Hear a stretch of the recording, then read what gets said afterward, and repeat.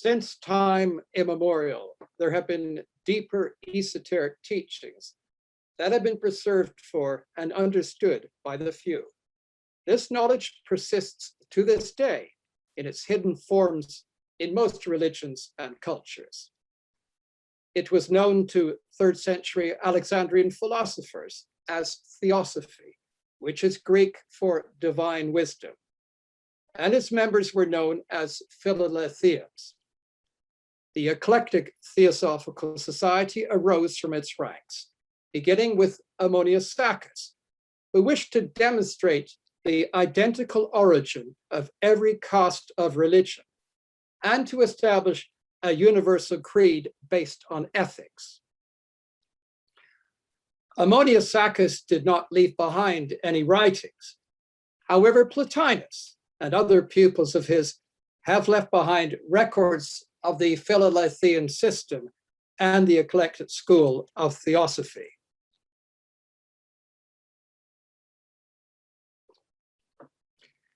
The Theosophical Society, the modern edition rather, established in 1875 in New York City, with its main founders as H.P.Blavatsky, H.S. Alcott, and W.Q. Judge, was the modern successor to the old eclectic school of theosophy.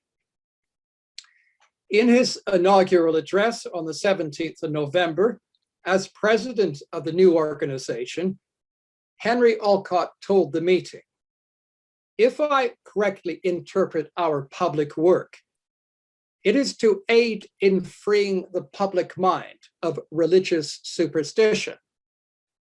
We are simply investigators of earnest purpose and unbiased mind, who study all things, prove all things, and hold fast to all that is good."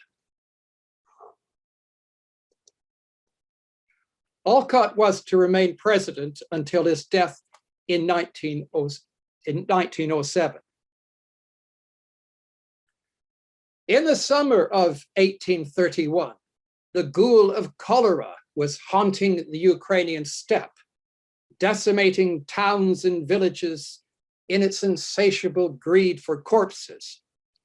Not excluded from its terrifying itinerary was the town of Ekaterinoslav, the glory of Catherine, on the banks of the Dnieper, some 100 leagues from where that great river meets the Black Sea. So writes Howard Murfitt in the introduction to his book, When Daylight Comes. Mr. Murfitt continues, "There seemed to be constant funerals moving along its wide streets, and a pall of fear hung over the town. In the great mansion of Andrei Mikhailovich de Fadiev, there had been several deaths, but on the night of 11th of August in the Gregorian calendar, a different kind of event was taking place. At 1:42 a.m. on the 12th, his delicate daughter, Helena Andreyevna von Hahn, gave premature birth to her first child. The baby, a girl, was so weak and puny that her sojourn in the world of cadavers and coffins threatened to be a very brief one indeed. Given the weakness of the child, it was decided to arrange an immediate baptism. With the baby only 24 hours old, several members of the household and friends gathered in the largest room for the ceremony. Amongst the candle bearers present was a 3-year-old aunt of the newborn who stood behind the officiating priest. As the ceremony droned on, the 3-year-old grew drowsy and sat on the floor. Eventually, she nodded off, and the candles slanted towards the priest's robes, which caught fire, but not before the baptism was completed and Helena Petrovna von Hahn was christened. Superstitious townsfolk said this was a bad omen, and Helena would lead a stormy life. Popular Russian legends held that the date of her birth foreshadowed outstanding psychic ability and that she would have second sight or clairvoyance and be wise in the way of witches. The timing of this lecture is most auspicious as war is waging in the Ukraine. In Blavatsky's home city, now called Dnieper, soldiers' wives, girlfriends, mothers, and even grandmothers are doing their part to help defend their homeland, a bit like women working in munitions factories in Britain during World War II. When producing this talk, I felt moved to see what astrology might have to say about Blavatsky. She was a Leo. Individuals born under this star sign like to be center stage, especially the lionesses. And with her sun in opposition to Jupiter, she was guaranteed fame. Her Jupiter ascendant-descendant line runs through New York, where she founded the Theosophical Society in 1875 with another Leo, Colonel Henry Steele Olcott. Uranus is close by to Jupiter, pointing to a life that is anything but dull or conventional. The sun is close to the North Node, making dissemination of that light her overriding goal. Her Venus and Moon are in Libra, hinting too that she had a calm and balanced approach, friendly, but not interested in a marriage of love. What I found particularly eye-catching was the analysis by one astrological site, astrotheme.com, in which I read that Blavatsky had a Neptune sextile midheaven, orb 0 degrees 27 minutes. And this aspect is shared by a number of well-known personalities and famous departed figures, such as Mozart and Churchill. But eerily, the first name on the list is that of Vladimir Putin.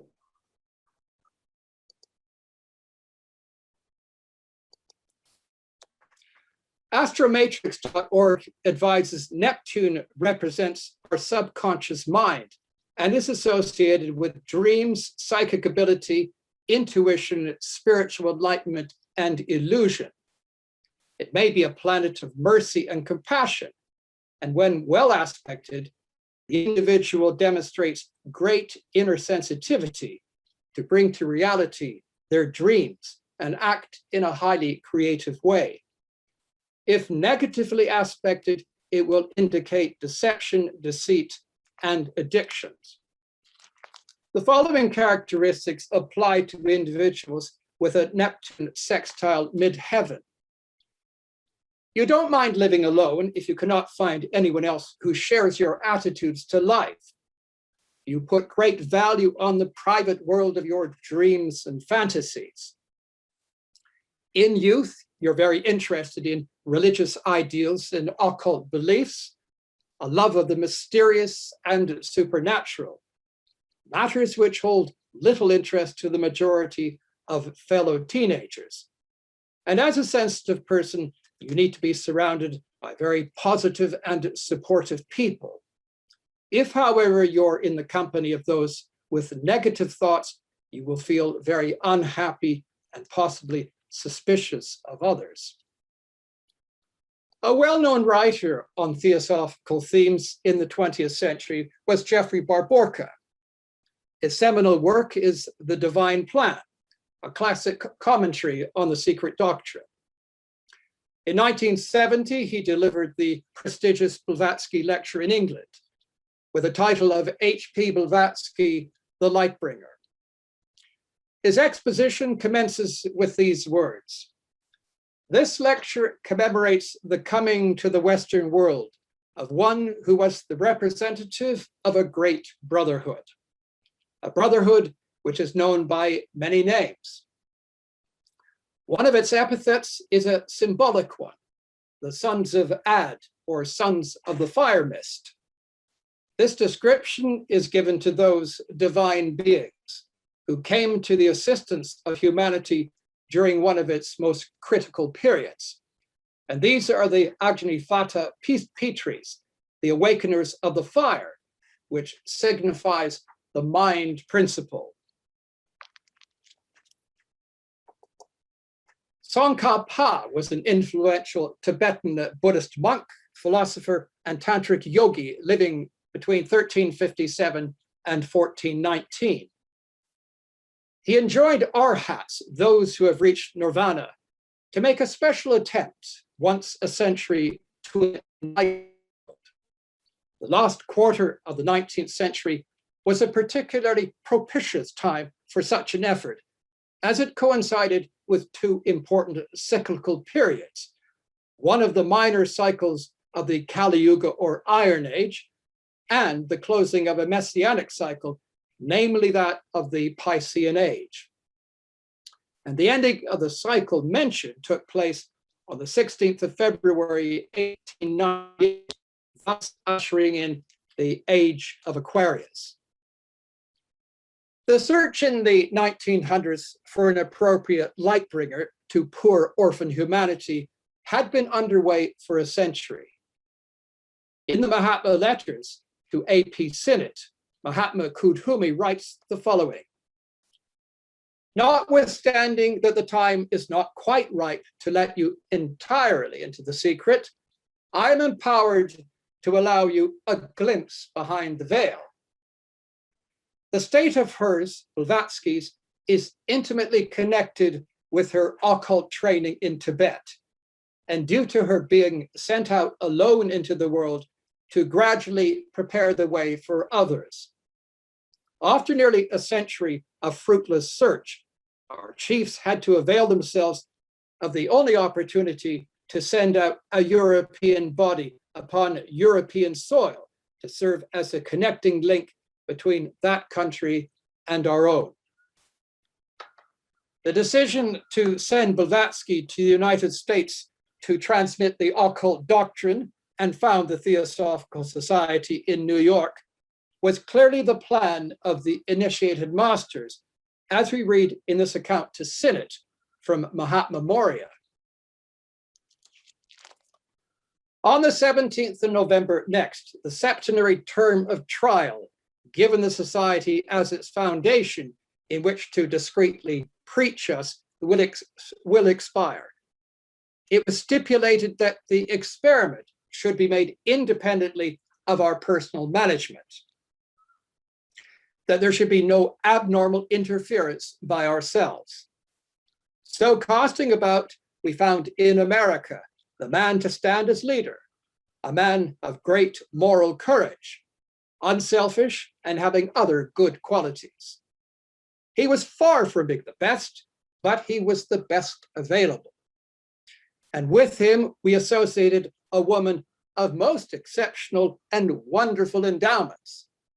She had strong personal defects, but just as she was, there was none second to her living fit for the work. We sent her to America, brought them together, and the trial began. And for the first, both she and he were given to clearly understand that the issue lay entirely with themselves. Blavatsky has often been described as the lightbringer, and she brought to the gross materialism of Victorian society the light of truth, as enshrined in the ageless wisdom of theosophy.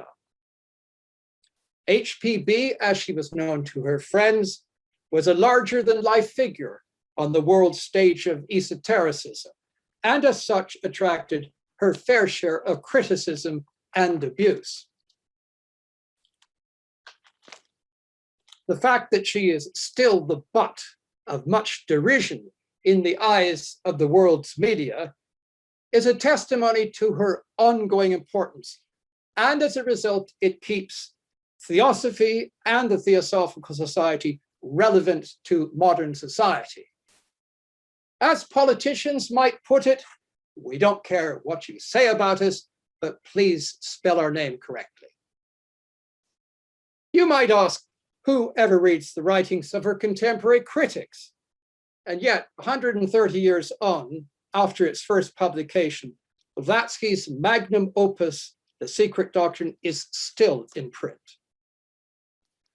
Helena Petrovna von Hahn was born in 1831 into an aristocratic Russo-German family that had links with the Russian royal house. A tomboy of a girl, she had a daring skill on horseback from an early age and used to ride with her grandfather's Cossack soldiers. At just 13, she suffered a serious accident after being thrown from a saddle. According to later medical testimony, this made it impossible for her to bear children.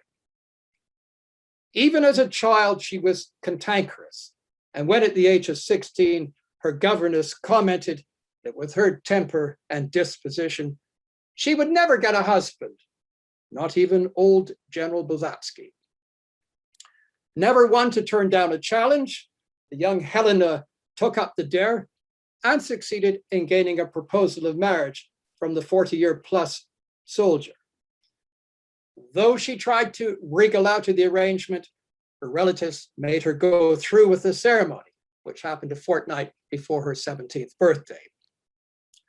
Now, what sort of time Nikifor had with his wild, untamed child has never been made known, but H.P.B. left after 3 months with the marriage unconsummated. She went abroad, and he didn't see her again for 12 years. H.P.B. was psychic from early childhood. Mediumistic phenomena occurred through her, and she was fascinated by the ghostly and occult, reading all she could about magic and seeking practical knowledge from a local wizard. Her aunt described her as having a passionate love and curiosity for everything unknown and mysterious, weird and fantastical. And her sister, Madame Vera Zelakovsky, wrote at length about her escapades and psychism. And she says the following: "She was the strangest girl one has ever seen, one with a distinct dual nature that made one think here were two beings in one and the same body, one mischievous, combative, and obstinate, ever graceless, and the other as mystical and metaphysically inclined as a seeress. No schoolboy was more uncontrollable or full of the most unimaginable and daring pranks. At the same time, when the paroxysm of mischief making had run its course, no old scholar could be more assiduous in his or her study. And she could not be prevailed to give up her books, which she would devour night and day as long as the impulse lasted.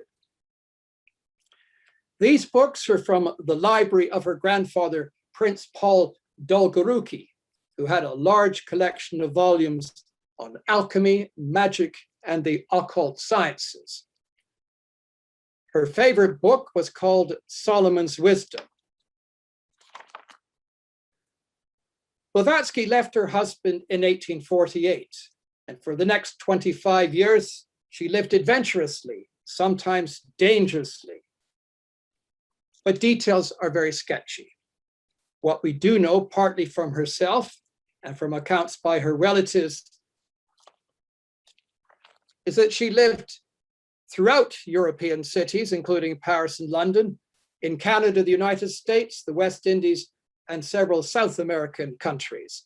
In addition, she also spent some time in Tibet. Blavatsky was reticent about giving information as to her time in Tibet, for she had given her pledge of secrecy regarding her doings in that forbidden land. The most direct statements Blavatsky has given concerning this period she was in Tibet was made in answer to a journalist who was critical of her stay there and her qualifications.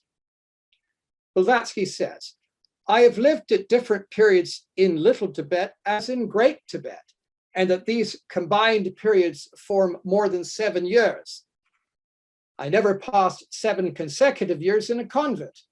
And what I have said is that I stopped in places such as of Tibet as have never been visited by any other European, and that he can never hope to visit such a place."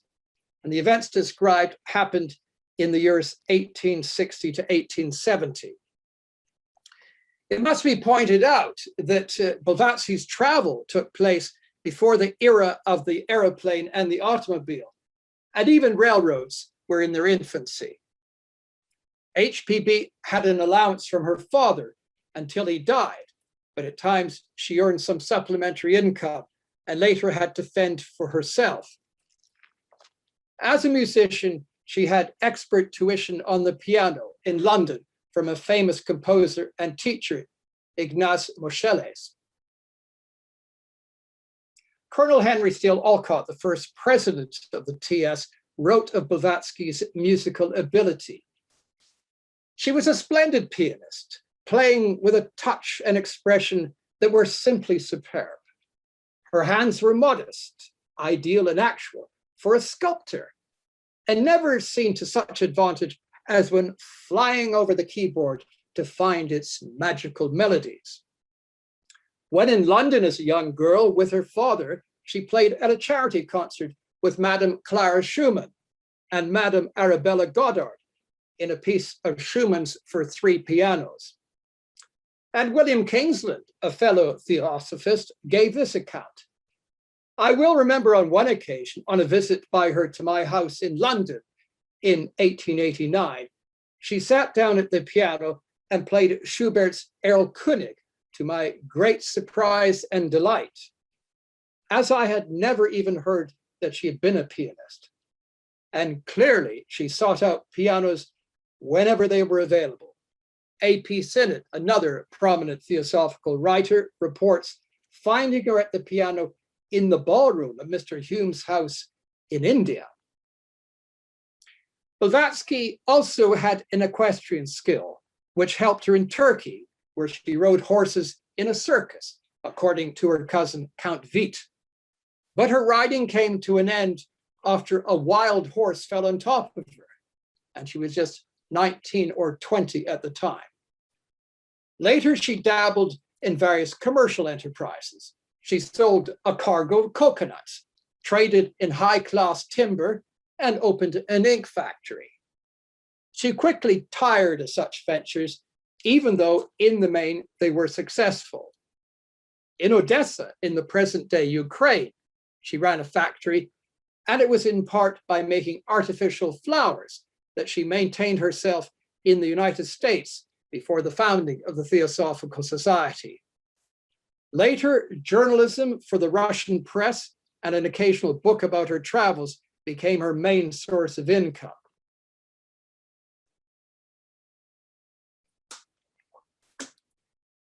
Throughout her life, Blavatsky had been rebellious and self-willed, yet intense in search of understanding of the occult side, as she had been aware of since girlhood. In her own words, since the age of 14, I've always seen the day in my physical body and my nights in my astral body. I was in search of the unknown. Nobody, not even my parents, have understood anything whatsoever of my intimate inner life. Since 14, I've always lived a double existence, mysterious, incomprehensible even to myself, until I met for the second time my still more mysterious Indian. And this Indian she regarded as a guardian angel who intervened physically in moments of grave danger. She met him in the flesh in London during the early 1850s. At one of these meetings, he dissuaded her from suicide. Their second meeting was in Tibet in 1865, when her master, as she now described him, awakened in her the need to change the tenor of her life. While in Tibet, she was initiated into occultism and accepted authority and discipline, seeking to redeem her life by service. In 1873, she was sent to the United States by her master to begin the work that resulted in the founding of the Theosophical Society. Working, she wrote, to expiate her faults, attempting to make men better and sacrificing herself for their regeneration. Investigating paranormal activity in Chittenden, Vermont, she met her comrade in arms to be Henry Steele Olcott.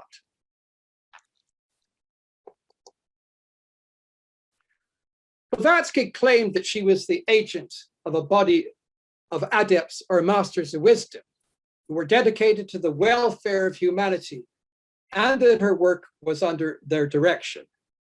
Various psychical phenomena were attributed to them, and there was a whole correspondence conducted for several years with some of them, most of their letters having since been published in 3 volumes, the main collection being in the British Library.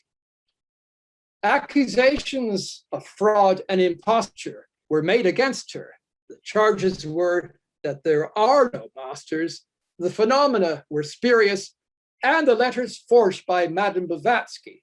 And then when they appeared to be delivered in mysterious ways, this was in fact manipulated by her or her confederates. The most infamous of these allegations of fraud revolves around a cupboard or shrine at her international headquarters in Adyar, India, that in the 1880s was used for communication by occult means by Blavatsky's teachers. 2 disgruntled ex-employees, Monsieur and Madame Colyn, claimed that they had been confederates in frauds by Blavatsky, supporting this by letters from her, the incriminating parts of which Blavatsky claimed to be forged. The Colyn attack, publicized by some Christian missionaries, is the foundation of a report by the Society for Psychical Research, which is the keystone of all subsequent defamation of Blavatsky. In the 1980s, Vernon Harrison, a counterfeit expert for the banknote printer Thomas de la Rue, examined the so-called evidence, and in his report entitled J'accuse, said the case was not proven. Somewhat whimsically, he claimed the handwriting, which was purportedly to have been Blavatsky's, could just as easily have been that of General Dwight Eisenhower. In the last few years, the SBR itself has accepted officially that their investigator Richard Hodgson's account that formed the basis of the original indictment was full of flaws. However, the great British press continues to repeat old chestnuts and seems unmoved. After all, as a former journalist myself, why let the truth get in the way of a good story? I hate to think of what karma lies in store for the main players in this calumny: the Colyns, some Christian missionaries, Richard Hodgson, and the ranks of media, both in the UK and around the world, who have told and repeat these lies. In spite of this treachery, though, it's encouraging to read that the Theosophical Society continues increasingly to attract new recruits inside and outside the UK. Our growth, not surprisingly, is greatest in the newer democracies of Latin America and South Asia. Blavatsky herself is best known for 2 substantial works, Isis Unveiled and The Secret Doctrine, in 1877 and 1888, respectively, both of which are still in print. Isis created a sensation when published in New York City, and the first edition of 1,000 copies were sold out in just 2 days. Within only 7 months, 3 printings had been issued. The book has as its subtitle, A Master Key to the Mysteries of Ancient and Modern Science and Theology. And while dealing in the main with the so-called infallibility of both science and religion, the book covers much more. The author moves from the ancient Greek views on matter and force advanced by Pythagoras and Plato to the Kabbalistic religious philosophy developed by certain Jewish rabbis from a mystical interpretation of the scriptures. She discusses the interpretation of mythological stories in several religious scriptures, aspects of magic, ancient Egyptian writings, the classic philosophies, world religions compared, and a multitude of other subjects. In the preface, Blavatsky states, the book Isis Unveiled is in essence a plea for the recognition of the Hermetic philosophy, the ancient universal wisdom religion. Because of the advance of science in the past 100 years and today's broadened approach to religion, some portions of what Blavatsky wrote in the 1870s are no longer pertinent. Yet, Isis Unveiled is filled with challenging pages of undiminished importance. Helena Petrovna Blavatsky's greatest work, though, is The Secret Doctrine. The book appeared in 1888 in 2 tremendous volumes.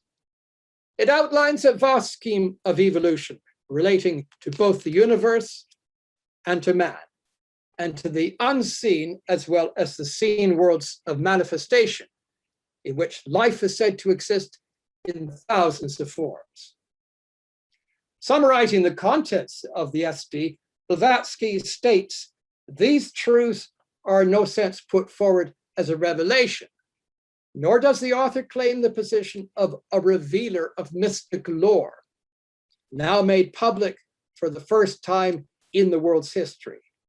For what is contained in this book is to be found scattered through thousands of volumes embodying the scriptures of the great Asiatic and early European religions, hidden under glyph and symbol, and hitherto left unnoticed because of this veil.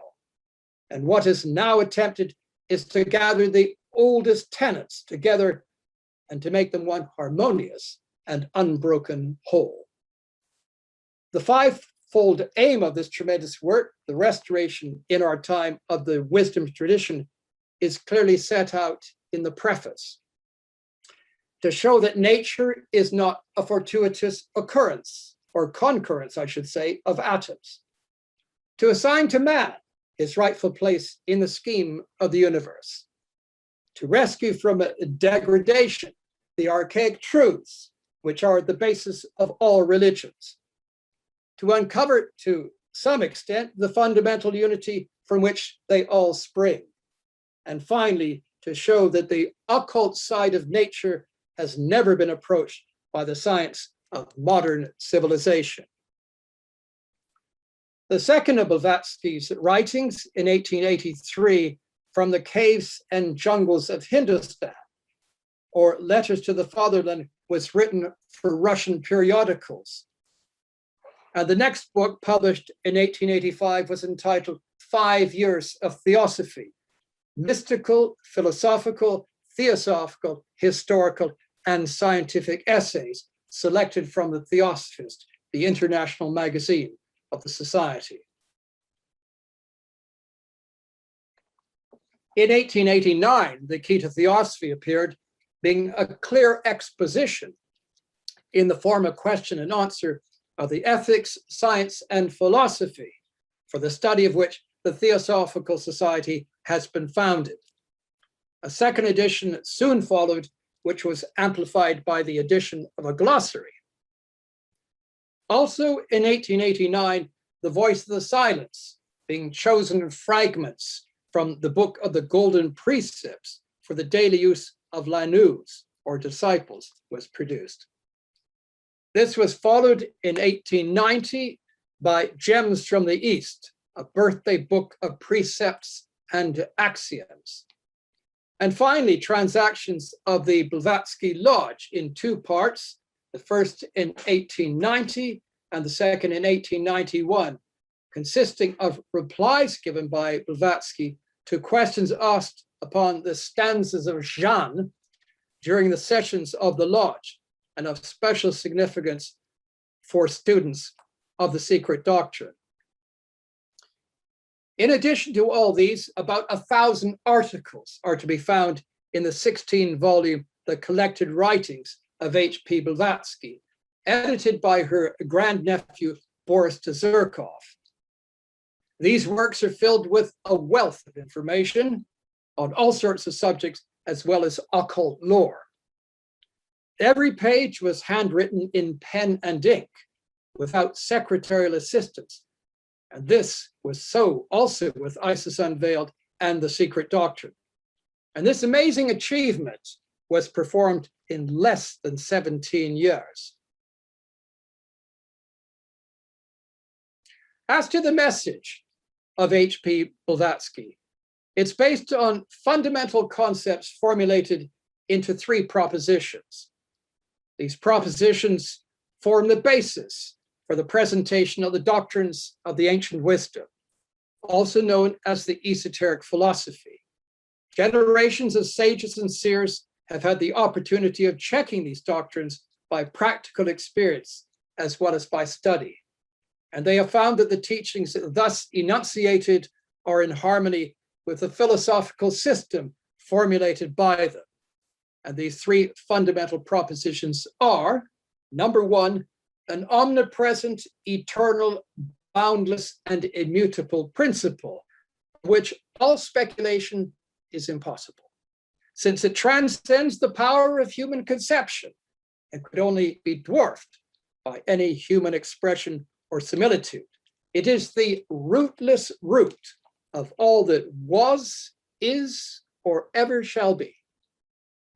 Number 2 of the propositions, the eternity of the universe in toto as a boundless plane, periodically the playground of a numberless universes, called the manifesting stars and the sparks of eternity.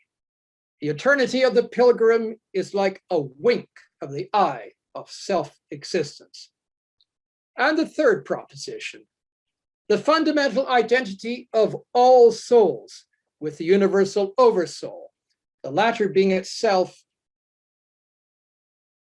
an aspect of the unknown room, and the obligatory pilgrimage for every soul, a spark of the former through the cycle of incarnation or necessity in accordance with cyclic and karmic law during the whole term.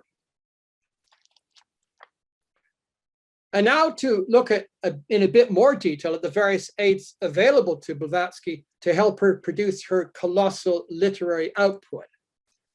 As we heard earlier, Blavatsky was apparently born with the ability to see certain powers unconsciously. And Jeffrey Barborka claims she was taught by her teachers to use consciously what are referred to as siddhis, which are material, paranormal, and supernatural powers that result from the practice of yoga and meditation.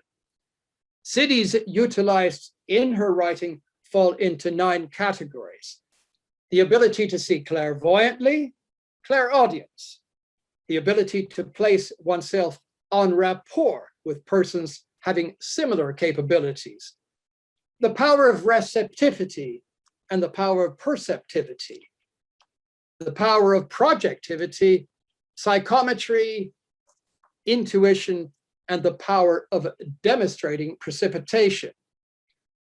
For example, there are 1,339 different works quoted in Isis Unveiled. Just consider the amount of effort required to go through 1,000 books to find a particular passage.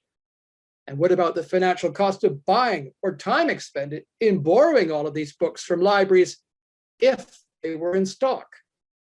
With the Secret Doctrine, 1,147 works are quoted, and this does not include the number of times any particular book is quoted. 7 different processes were involved in her writings. The first was descriptive writing. The second was writing by means of instruction.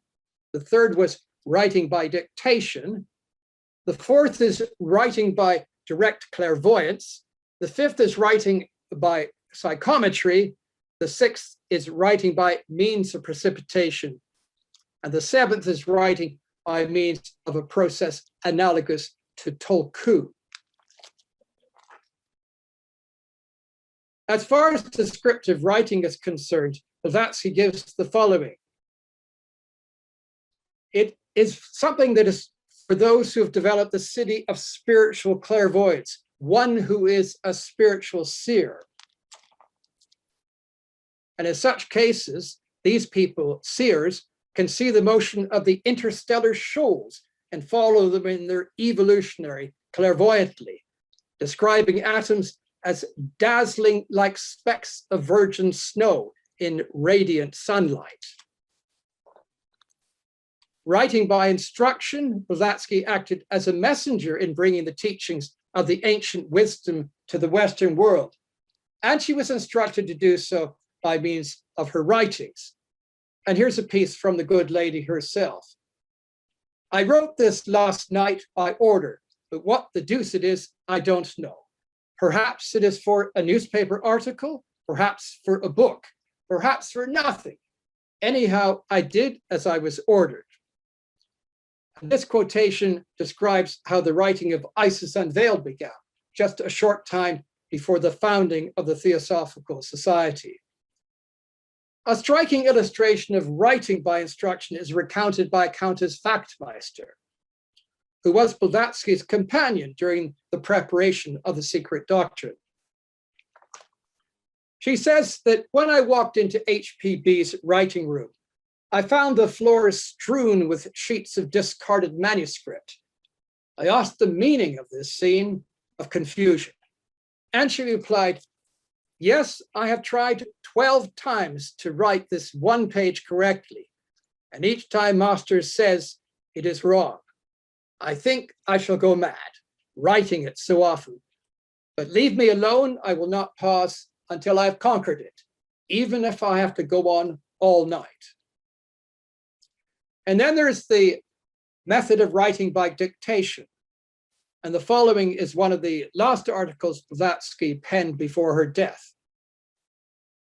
And she writes, every word of information found in this work or in my later writings comes from the teachings of our Eastern masters, and that many a passage in these works has been written by me under their dictation. In saying this, no supernatural claim is urged, for no miracle is performed by such a dictation. Space and distance do not exist for thought.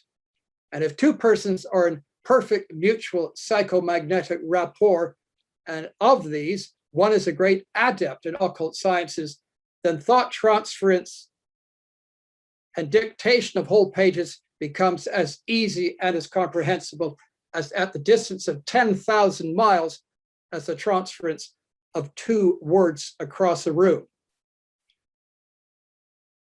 Blavatsky explains that she'd been taught how to use direct clairvoyance by her teachers during the period she was undergoing training in Tibet. And she says, for the proficient clairvoyant, there would be no necessity for a list of books on the subject, no book, no reference to hunt up, no authority to consult, not even an encyclopedia or an index. Of interest, Blavatsky had no books on her desk, nor access to any library. And then we have writing by psychometry. Jeffrey Borborka says the psychometer, by applying the fragment of a substance to his forehead, brings his inner self into relations with the inner soul of the object he handles. It is now admitted that the universal ether pervades all things in nature, even the most solid. And possibly the most contentious in Blavatsky's methods of information is precipitation in connection with writing, which signifies the materialization of a message on paper from other substance. And writing on precipitation, Blavatsky explains the method used with specific reference to the Mahatma letters received by Sinnett and Ellen Octavian Hume. This also clarifies the process Blavatsky would have employed for precipitations she herself performed. The work of writing the letters in question is carried on by a second psychological telegraphy. The Mahatmas very rarely write their letters in the ordinary way. An electromagnetic connection, so to say, exists on the psychological plane between a Mahatma and his chelas, one of whom acts as his amanuensis. And when the master wants a letter to be written in this way, he draws the attention of the chela, whom he selects for the task by causing an astral bell to be rung near him, just as the dispatching telegraph office signifies to the receiving office before wiring the message. The thought arising in the mind of the Mahatma are then clothed in word, pronounced mentally and forced along the astral currents he sends towards the pupil to impinge on the brain of the latter. Thence, they are borne by the nerve currents to the palms of his hands and the tips of his fingers, which rest on a piece of magnetically prepared paper. And as the thought waves are thus impressed on the tissue, materials are drawn to it from the ocean of Akasha by an occult process, and the permanent marks are left.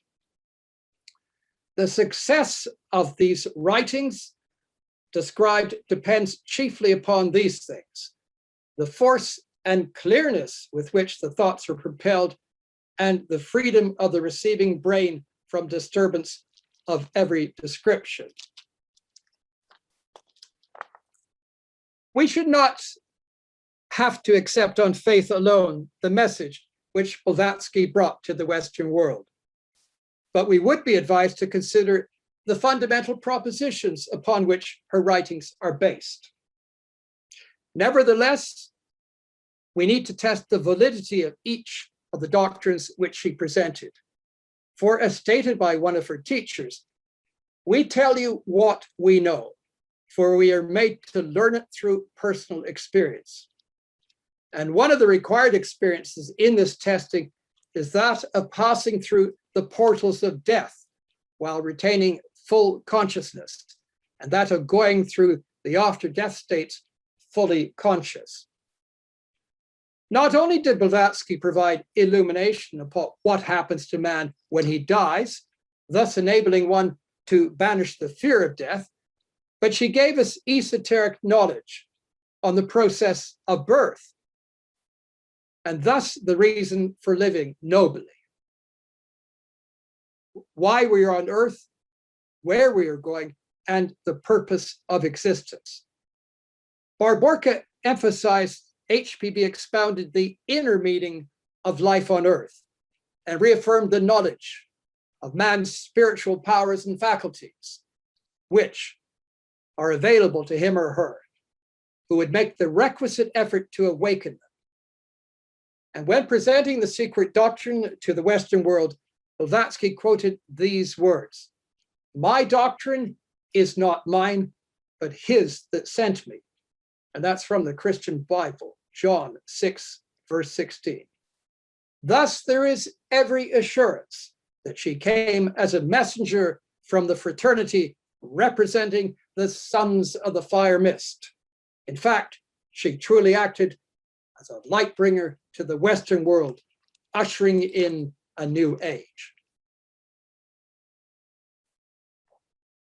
Blavatsky was clearly ahead of her times, and a number of predictions concerning molecular science, notably the divisibility of the atom, were corroborated later in 20th century laboratories. And what of the moral impact of this great movement that was launched through Blavatsky's agency? Dr. Carl Jung says of the modern Gnostic movement that the world has seen nothing like it since the end of the 7th century. We can compare it only with the flowering of Gnostic thought in the 1st and 2nd centuries. He had little patience with theosophists, but he recognizes that the Theosophical Society is the spearhead of that movement. Blavatsky was the driving force behind the effort to bring this knowledge to modern society and to free humanity from the shackles of ignorance. And for a quarter of a century, she lived, worked, suffered, often in bad health, and died for the theosophical cause.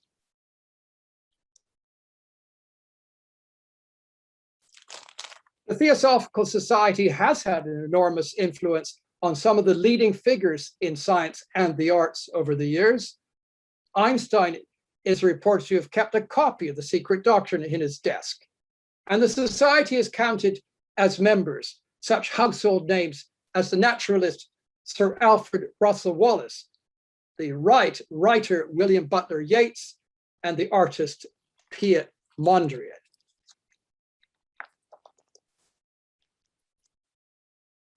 We give the final word on Blavatsky, the Lightbringer, to T.H. Redford, who in his booklet, The Work and Worth of Madame Blavatsky, says the following: "Those of us who have studied her work recognize the heroic character of her life and are grateful for her contribution to the upliftment of mankind. We'll continue to work unremittingly for the fulfillment of all this great woman stood for." And to close, I'd like to read one of my favorite poems by Blavatsky, The Golden Stairs. "A clean life, an open mind, a pure heart, an eager intellect, an unveiled spiritual perception, a brotherliness for all, a readiness to give and receive advice and instruction, a courageous endurance of personal injustice, a brave declaration of principles, a valiant defense of those who are unjustly attacked, a constant eye to the ideal of human progression and perfection, which the sacred science depicts. These are the golden stairs up the steps of which the learner must climb to the temple of divine wisdom."